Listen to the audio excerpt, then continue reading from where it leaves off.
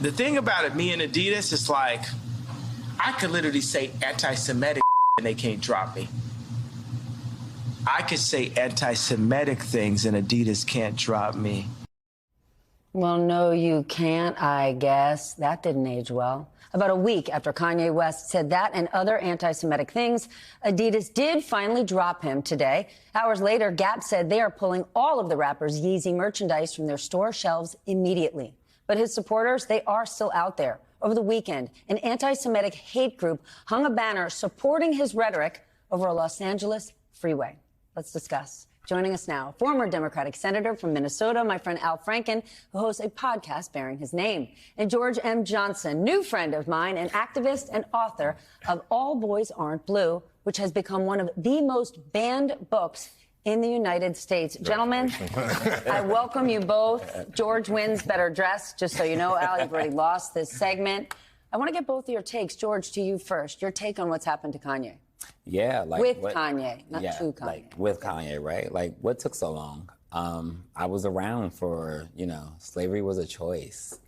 And as I gave my speech tonight, honoring the ancestors at the Time 100 Next Gala, I think about that when I think about what's happening now, right? It's like what took so long for everybody else to understand that this person's rhetoric was this dangerous, was this problematic, was this harmful to not just the people who lived in our past, but to all of us who have to exist now, underneath the oppressions and the new laws and all of these things that are coming against Black people, queer people, trans people, as we watch these bills roll out, Roe v. Wade being overturned, right? Like, this is not something brand new. And we watched this rhetoric for years, and they allowed it until it got to being anti-Semitic. And now all of a sudden, everybody's like, now the line has been crossed.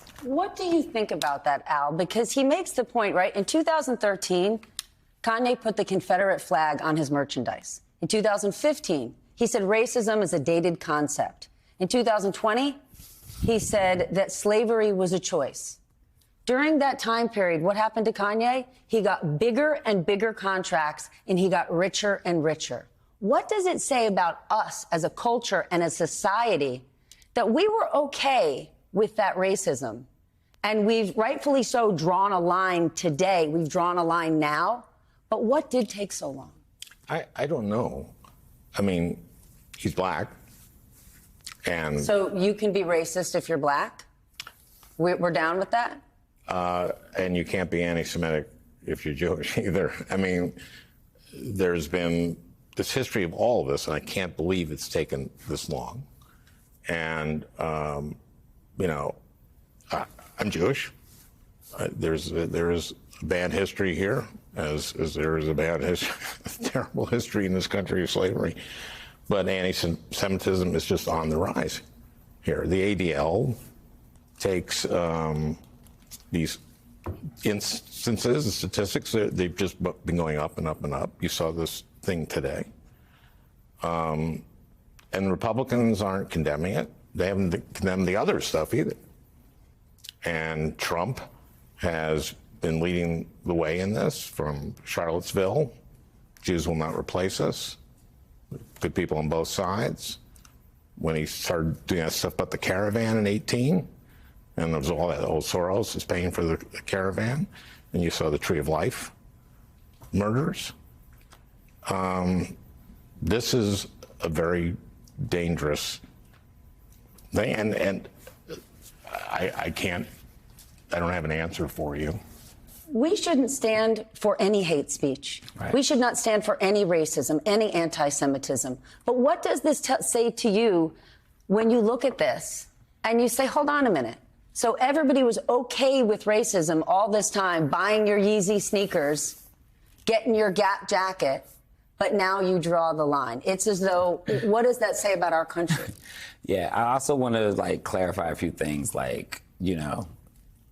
You cannot be racist as a Black person. You can be prejudiced as a Black person. You can be prejudiced against many systems. You can be prejudiced against the systems of oppressions that are against you. But like racism is a system that exists for a certain person, which is a white person who already has the power to condemn, to oppress, to literally affect your livelihood. So it's like, I understand where we're going with this, but it's like a black person can't be racist, right? Like a black person does not have that type of power to will that type of thing. Now, what Kanye West was doing, though, was he being anti-Semitic? Yes. Was he participating in anti-blackness? Yes. And those are things that we can address, and those are things that we can call out. And what I would have liked to have happen was those things should have been called out when he said that, you know, slavery was a choice. When he was making 2013, 2015, 2018, when he became a billionaire. Right. When those things were happening and he was still climbing up using that rhetoric, that was when those things should have been addressed. When Many of us truthfully people like me allowed their children to get Yeezy sneakers. That is an ugly truth, right? I didn't do anything, but what did I do in the last few days? Spoke out against anti-Semitism. So what does that say about all of us? What have we been desensitized to? Maybe George's point speaks to what I just kind of instinctually came up with, was when I said, well, he's black, and therefore, and you said he can't be racist because he's black. I'm just trying to figure this out. I don't know the answer. And we are to this. together. And so maybe that's how progress happens. That's an odd piece of it. That's where I went kind of instinctually.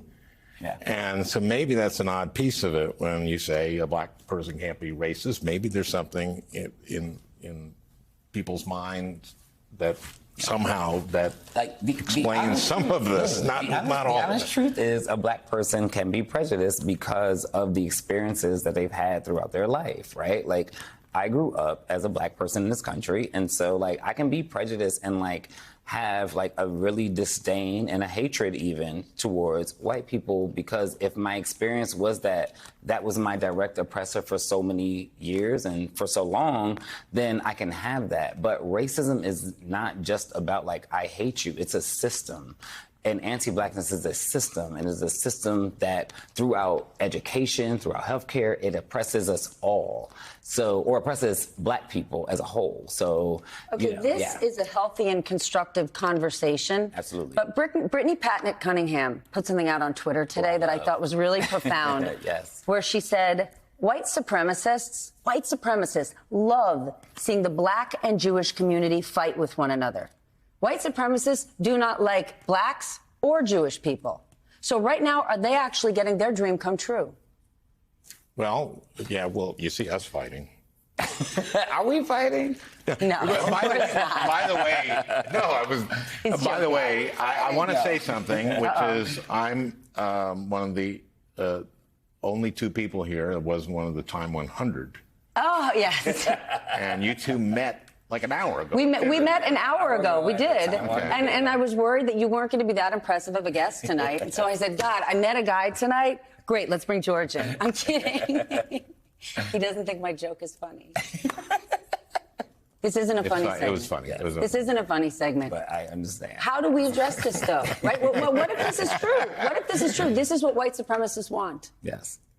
Sure, they want this, and we can't let them. I mean, we have to friggin' fight them.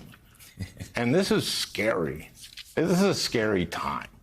Our democracy is at stake, and we're going in a direction that's very bad. And we've seen this in history before. And part and parcel is racism. Part and parcel is anti-Semitism. And it's very, very dangerous. Well, you know how you fight hate? With love. And I appreciate you both being here, my new friend and my dear friend. Thank you, George. Thank you, Al. Thank you.